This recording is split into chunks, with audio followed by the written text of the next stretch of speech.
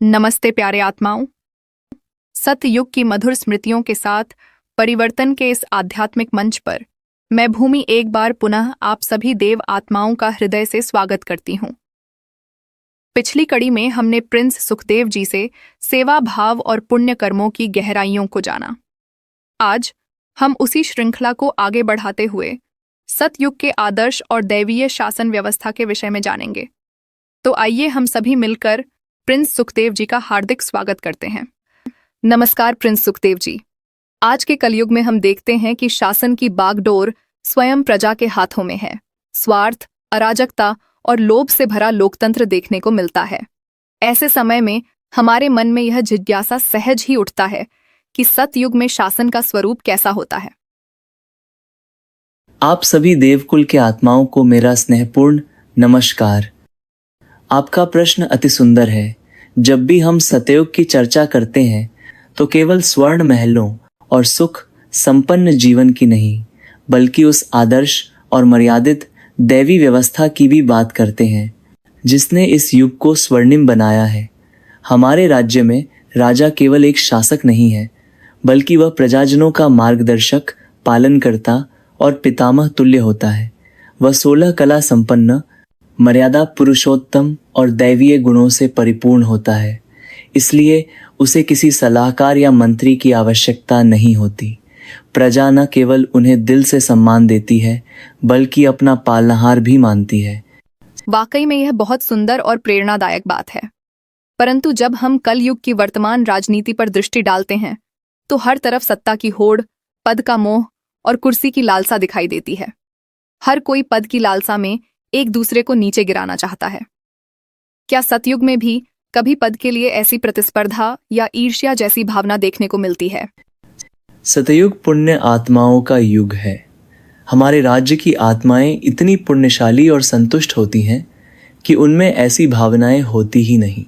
राजा कोई चुनाव लड़कर नहीं बनता, बल्कि वह आत्मा जो संगम युग में श्रेष्ठतम पुरुषार्थ करती है और अनेक आत्माओं को आत्मिक स्नेह व पालना देती है, वही सतयुग में विश्व महाराजन का ताज धारण करती है। प्रजा उसे सहजता से अपना राजा स्वीकार करती है, क्योंकि उनका आपसी रूहानी संबंध पहले से जुड़ा होता है। राजा प्रजा के बीच इतना विश्वास होता है कि प्रजा स्वयं चाहती है यही आत्मा हमारा राजा रहे। और सतयुग में शासन उत्तराधिकार से चलता है। राजा का पुत्र ही अगला विश्व महाराजन बनता है। जैसे कि आपने बताया कि राजा का पुत्र ही अगला विश्व महाराजन बनता है, तो क्या वह भी अपने पिता के समान सर्वगुण संपन्न होता है और प्रजा की पालना परिवार के समान करता है? यह कैसे संभव हो सकता है कि हर राजकुमार दैवीय गुणों से परिपूर्ण हो? सतयुग है संगम युग के पुरुषार्थ की रिजल्ट, और सतयुग में सिर्फ पुण्य आत्माएं ही प्रवेश कर सकती है। सतयुग की आत्माएं संगम युग के पुरुषार्थ के रिजल्ट के आधार पर पद प्राप्त करती है। जो आत्माएं शिव बाबा समान कल्याणकारी बनकर सबको सुख देती हैं, वही आत्माएं सतयुग में राजा और राजकुमार बनते हैं, और प्रजा उन्हें सहज भाव से अपना राजा स्वीकार करती है, क्योंकि उन्हीं आत्मा ने उन्हें पूर्व जन्मों में आत्मिक पालना दी होती है। यही कारण है कि सतयुग में राजा और प्रजा के बीच रूहानी प्रेम और सम्मान का गहरा संबंध होता है। प्रिंस सुखदेव जी, आपने सतयुग की शासन व्यवस्था को जिस सहजता और स्पष्टता से प्रस्तुत किया, वह वाकई अत्यंत प्रेरणादायक है। ऐसा प्रतीत होता है जैसे एक श्रेष्ठ समाज की झलक सामने आ गई हो, जहां कोई सत्ता की लालसा नहीं, पद का अभिमान नहीं, केवल रूहानी प्रेम, स्नेह और सेवा का भाव है। सचमुच सतयुग एक ऐसा युग है जहां हर आत्मा, हर तत्व अपनी उच्चतम अवस्था में स्थित होता है। हमें भी इस स्वर्णिम युग के अधिकारी बनने के लिए अभी से श्रेष्ठ पुरुषार्थ की ओर बढ़ना चाहिए। और इसी पुरुषार्थ से संबंधित ड्रामा के विषय में एक प्रश्न है कि यह ड्रामा बना बनाया है जो हर कल्प कल्प रिपीट होता है और हर आत्मा में 84 जन्मों का पार्ट भी नूधा हुआ है। तो फिर हम आत्माओं के हाथ में क्या है?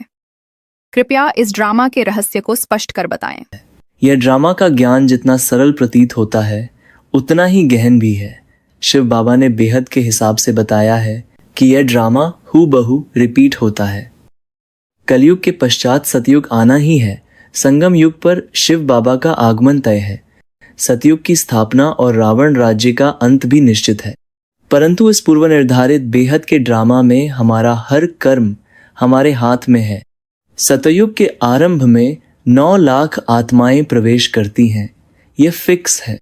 लेकिन उनमें से कौन आत्मा राजा होगी, कौन प्रजा, यह आत्मा के वर्तमान संगम युग के पुरुषार्थ पर निर्भर करता है।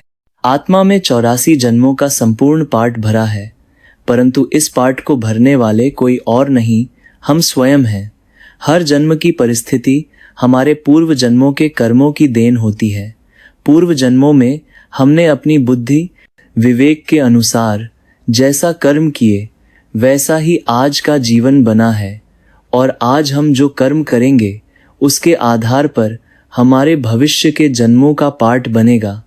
इसलिए शिव बाबा कहते हैं कि हम अपने श्रेष्ठ कर्मों की कलम से अपने भाग्य को जैसा चाहें वैसा लिख सकते हैं।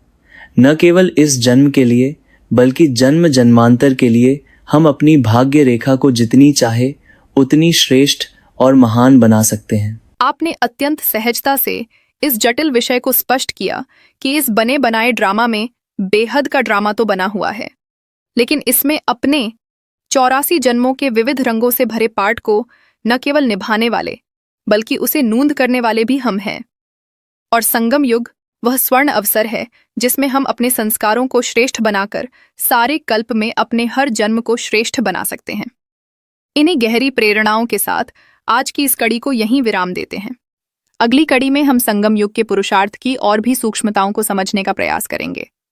तब तक के लिए मैं भूमि आप सबसे विदा लेती हूँ। ओम शांति।